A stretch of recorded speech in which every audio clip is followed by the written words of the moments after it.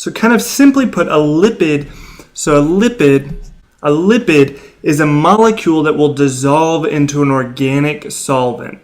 So we've got an organic solvent. Let me draw in this organic solvent, and a lipid is a molecule that will dissolve into this organic solvent. And this is a kind of unique definition in the organic chemistry world, because most classes of molecules contain either a similar functional group or have a similar structure. Like carbohydrates have a specific ratio of carbon, oxygen, and hydrogen, and proteins have an amino group and a carboxylic acid group with a carbon side chain, and so on. But lipids are a class defined more by this shared physical property. So when I say that lipids dissolve in organic solvents, again, nonpolar as opposed to water, so nonpolar, what I'm really pointing out is their nonpolar nature. And this is mostly attributed to a lot of carbon-carbon and carbon-hydrogen bonds. So carbon-carbon bonds, and I'll do these in orange, lots of carbon-carbon bonds, and then carbon-hydrogen bonds as well.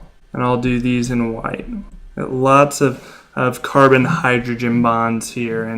And because these carbon atoms and hydrogen atoms aren't particularly polar, there isn't a particular place where electron density is pulled to. So it's really spread out across this whole chain. And that makes this chain of carbon and hydrogen sigma bonds, let me write that in, sigma bonds, particularly kind of nonpolar and sets up this class. Now, even though this class of lipids, let me write that again, lipids are a little more loosely defined than others. Lipids are a large enough group that they can be broken down into smaller categories, and probably the best place to start breaking them down is by whether or not they're hydrolyzable. So big $2 word there, hydrolyzable, hydro and then lyzable, hydro and lyzable, or not hydrolyzable. And what hydrolyzable means is that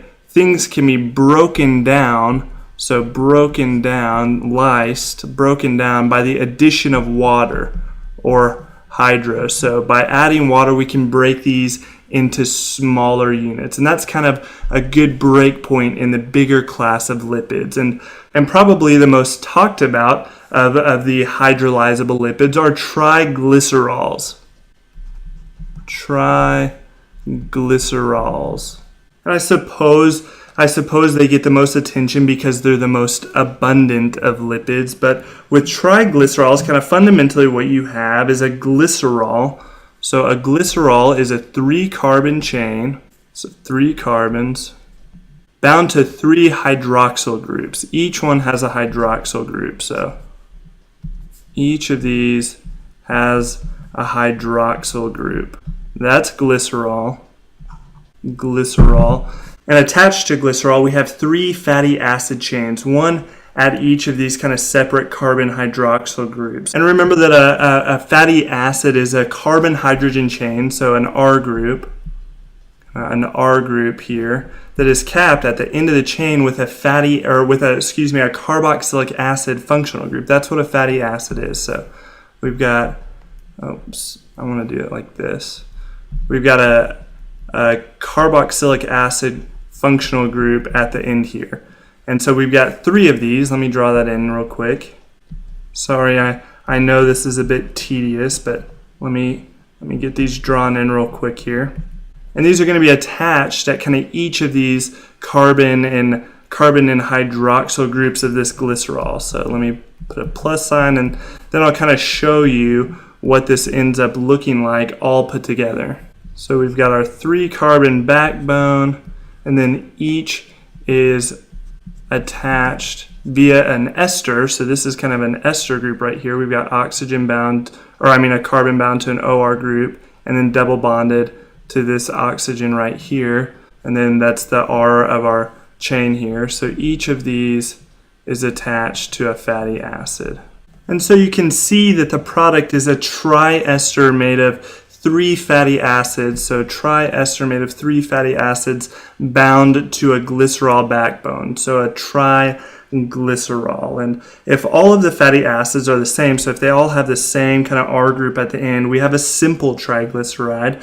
Excuse me, a triglycerol, and if they're different, we have a mixed triglycerol. Now, triglycerols as a group of hydrolyzable lipids gets further broken down into saturated and unsaturated. So let me clear some space here and show you what I mean. We've got saturated, and unsaturated. And to show you what I mean here, let me draw a carbon chain really quickly for this saturation concept. So I've got a carbon chain, and I'll kind of show it going on in both directions there with a little arrow. But I've got this carbon chain, and in this carbon chain, my carbons are linked to a carbon in front of them and a carbon behind them. And what that does is it leaves each carbon with 2 bonding electrons. And so if those bonding electrons are taken up by hydrogen, so with hydrogen here, drawing in my hydrogens, if all of those carbons are bound to as many hydrogens as possible, then this carbon chain is saturated with hydrogen, atoms. And you can also see that this chain is full of single bonds or sigma bonds. Now, if it's unsaturated, let me draw another carbon chain here. If it's unsaturated, there's a carbon or multiple carbons really that are bound to less hydrogens than their maximum. So they're bound to less than 2 or so hydrogens. So let me show you why that might be. So I've got a carbon bound here, and then if I have a double bond to this carbon and keep going, then what I've created are a couple carbons here, this one and this one, that can only bind 1 hydrogen, because carbon can only bond to 4 different atoms. It only has 4 bonding electrons. So this carbon has as many hydrogens as possible, and these 2 carbons have as many hydrogens as possible. This last one on the end would have 3 hydrogens, but this carbon right here is bound to 1 less hydrogen because it's double bonded to this carbon. So this carbon chain is unsaturated. And you can kind of associate that in the context of a fatty acid with having pi bonds. This is a pi bond right here, a double bond. Because these double bonds in naturally occurring fats are always in the cis or Z position, they cause little kinks in the chain. So we've got kind of a kink going on in this chain, and what happens is that makes it harder for these unsaturated triglycerols to pack together, and it results in a lower melting point, or in other words, these melt with less heat. So typically unsaturated triglycerols are liquid at room temperature, and we call them oils. So unsaturated triglycerols are oils, and that's different. Then you can see these saturated triglycerols, which can pack together a little more tightly with their straight chains, and they take a little more heat then to melt. So typically these are solid. These saturated are solid at room temperature, and we call these fat. So an example of an oil might be olive oil. And a good example of fat is really of this saturated fat might be something like butter. Butter is a solid at room temperature. Now, just kind of as a little fun fact, if you were trying to make an unsaturated fat into a saturated fat, say you want to make a liquid fat into a solid fat, you'd want to saturate it. You can do that by hydrogenating this bond, or by adding hydrogen and heat, which is going to break this double bond and allow you to add on an additional hydrogen. And that's a process that the food industry actually uses pretty frequently for various reasons. Well, when you do that, you make some artificial double bonds in the process, which result in trans bonds. All naturally occurring unsaturated fats are in this cis orientation, and when you artificially hydrogenate them, you actually end up with a couple of trans trans double bonds, and that's actually the process that results in trans fat production, and trans fats are the fats on food labels that you typically try to avoid because of their harmful effects in the human body. But that's just kind of a little fun fact aside. That's where trans fats come from. Now, in a cell, the main function of triglycerols are energy storage. So let me draw a cell. Got a cell with a membrane and a nucleus and some little cell parts here. The main function of triglycerols are energy storage.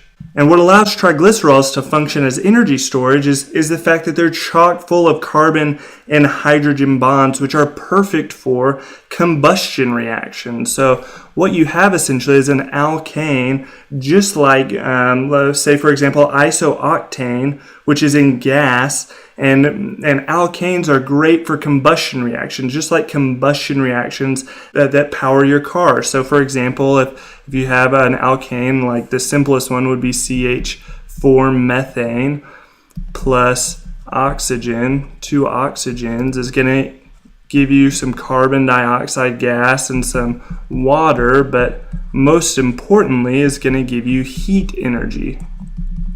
So that's where the energy comes from in the form of fats, just like the combustion reaction in your car that's creating power. And in fact, that's why you hear about some cars being converted to run on vegetable oil, because vegetable oils have lots of alkanes that are perfect for this combustion reaction. So in our bodies, triglycerols store about 9 kilocalories of energy. So 9 kilocalories, which is more energy than even carbohydrates or protein store. They each store about 4 kilocalories. So really one of the main functions in our body of triglycerols, let me kind of go back up here, of triglycerols, which are a type of hydrolyzable lipids, is energy storage.